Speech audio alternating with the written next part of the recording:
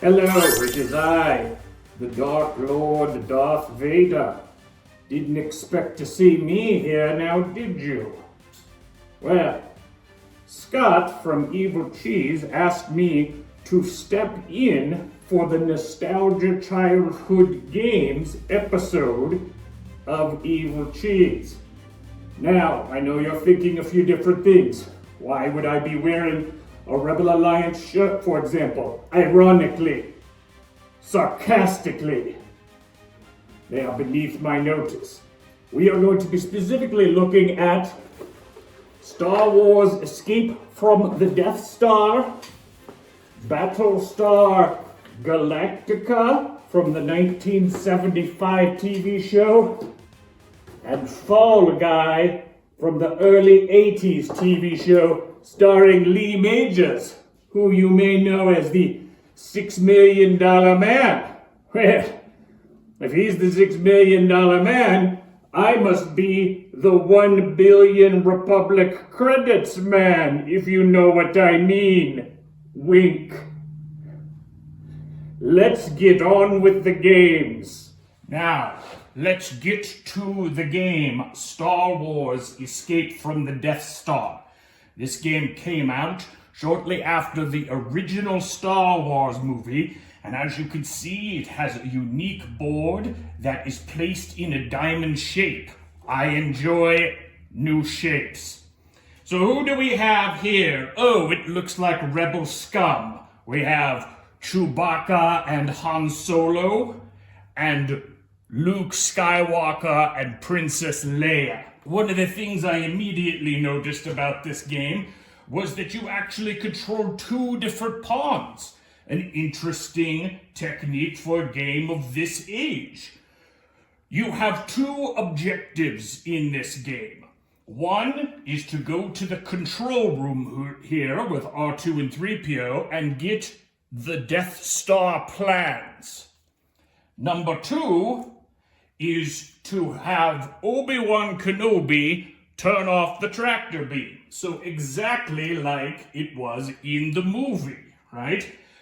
Obviously, we let them go. We wanted to track them to their secret rebel base on Yavin, but that's a strategy discussion for another time, all right? After getting these things, they get to the Millennium Falcon, that floating piece of space junk, and try to navigate their way through multiple TIE fighters that I sent after them and get to their rebel base, delivering the plans there. So that's the concept of the game. How do you move? One of the things I don't love about the game, especially older games and games from the 80s, are these cheap-ass spinners. I would much prefer dice to the cheap-ass spinner, but it's what we have. The blue dots on here indicate taking a card, which could be good or bad, and I've placed a few here so that you can understand what we're talking about. The Force is against you. Your blaster misfires. Move back 3. So that sets you back because you're trying to get to these two locations and move forward. The Force is against you. Stormtroopers in the corridor lose a turn. Well done, Stormtroopers. Han and Chewbacca to Death Star DS7 coordinate. And as you can see, there are Death Star coordinates hither and yon about the board. And then one of my favorite cards, the Force is against you, trash monster, hauls you back to the trash compactor, and you have to go all the way back to the beginning. There's also the detention block, which is a lot like a jail, and you have to roll a 3 to get out or get certain cards to get out. So that's how the game is played. Now, once Han and Chewie and Luke and Leia get to the Millennium Falcon, then they must move towards the Rebel base, and as you can see on our dial here, there are also winning and losing conditions. So I lost. Would never happen, obviously, with my ability to use the Force. I would simply decide to win. But they can fight a TIE fighter, and if they win, they can move an additional space, either to a safety one or to another TIE fighter and continue to risk the biscuit, as it were, in order to make it to the rebel base. The game is simple. It's handy for children if you have any of those. It's a short game, but I think it still represents the feeling of this particular part of the Star Wars movie. So, I personally enjoy it, although there is one thing I want to show you that has displeased me greatly. Here is a Force card that says, "The Force is with you, win a lightsaber duel with Darth Vader, move 3 spaces ahead." Who the hell is winning a lightsaber duel with me here? The Wookiee? I think not. And if you think it's Obi-Wan Kenobi, I killed that dude hardcore later on before they got onto the Millennium Falcon. You notice there's no Obi-Wan Kenobi little standee here now, is there? So, despite that inaccuracy, I enjoy this old school board game themed Star Wars. And so does my cat. Now let's move on to Battlestar Galactica, a Parker's Brothers board game from the 70s. Now, I remember Scott telling me how much he loved to play this game with his brother when he was a child. Let me quickly go over the basic rules. Each of you has one of these cool-ass Viper fighters from Battlestar Galactica. Always thought that was a cool-looking ship. And they launch from the Battlestar Galactica Bay. And your goal on a training mission is to get the Cylon Raider here and get it back to your base, and everyone else is trying to do the same thing. Once again, we have sort of a cheap-ass spinner thing. Why can't we use dice? But there is an additional function here of targeting the various quadrants that can happen with the spinner. So, you are spinning the dice and you are moving yourself across the universe here towards the Cylon Raider, the enemy in Battlestar Galactica, sort of the AI robots, if you were. And once you get over to it, this is kind of a clever thing, you slide your Viper right on top of that Cylon Raider so that you can begin moving it back towards your base. Now, how do the other people stop you?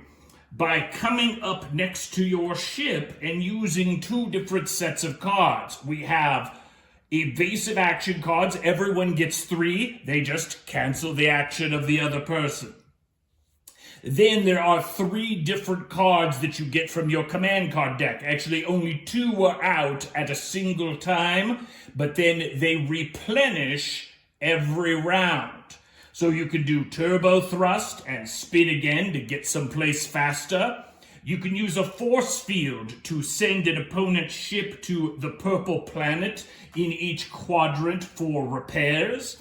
Or you could do laser torpedoes, and you spin to see how many shots of laser torpedoes. So here would be 4, all right, and I'm targeting this ship here, and he's in the blue quadrant.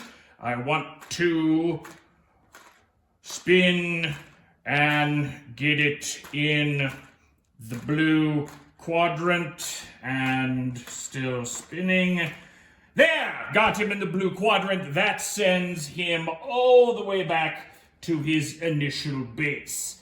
If the blue ship were to successfully either have a dogfight where you just spin and the highest number wins, or you laser torpedo his biscuits right back to the base, then he will take the Cylon Raider ship. Simple game, cards to adjust things, cool Viper ships, a whole different universe from what I'm used to. I'm sorry, the black holes can allow you to move from black hole to black hole as well, so if your opponent seems to be getting away, you can black hole your way to a closer spot to keep them from getting back to their base. So, that is Battlestar Galactica. what exactly do I think of this game now looking back at it from all these years? Again, a simple game, but a dog fighting game and multiple people competing with some interesting elements on it. Could there be more cards? Yes, there could be more variety of cards that you get. I think it might get a little old only getting the variety of 3 different cards. So, and much like with the Star Wars game, as I said, the cards are kind of cheap, as well as the paper, and you can see that the Red Viper has seen some mileage on it over the years. So a little bit higher quality of materials, the board, okay, but I also don't think these types of games were a very high price point either. So it gets my 1 force choke approval. Our third game, perhaps our most obscure game, from the popular TV show in the 80s, The Fall Guy, starring Lee Majors, as previously mentioned. Now, this game also has 2 objectives. You are after the bail jumper, because that's something that the Fall Guy team did in their free time when they weren't doing stunts. So he is moving about, and we're trying to compete to capture him, and you have a variety of different stunts you need to complete. And when you complete them, you turn them over. And the first to get all of the stunts complete and the bail jumper wins the game. You are moving with dice about the board, going forward spaces, losing the bail jumper, taking another turn, moving ahead, trade your stunt cards, things may happen, there you go. So this is how the Fall Guy works. As you play through this game. I must admit, this wasn't my favorite game or my favorite IP as far as content goes, but it also wasn't too bad. A simpler game for a simpler time. Now, I must say, one of the things I did notice is that my mother attempted to sell this game at a discounted price of $1 at a garage sale.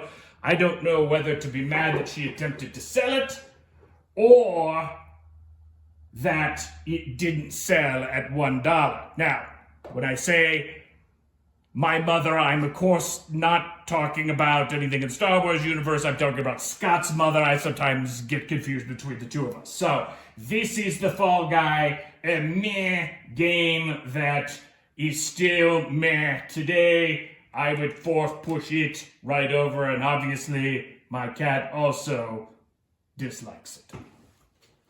So, there we have it. 3 board games from 3 different IPs from back in Scott's childhood. Much like I was from Scott's childhood, and I remember being awesome during those late 70s, early 80s times, and then something horrible happened. Prequels. Sequels. The original 3 are all that you need. Just another note from Vader here. Now, do I recommend playing games from your childhood? Absolutely. It was fun revisiting these games, fun playing them, Scott told me that it would be fun playing them, and he has had fun playing them with his own child as well, after perhaps watching some of the content related to the games. So, old games, all these games I think as well can be easily found on eBay or other sites that sell games for not high dollar value. You're talking 10, 15, maybe $20 for the game, depending on the condition of the game as well. So very accessible and a entry-level game into some of these different worlds. I approve. Force choke for the win. Vader out.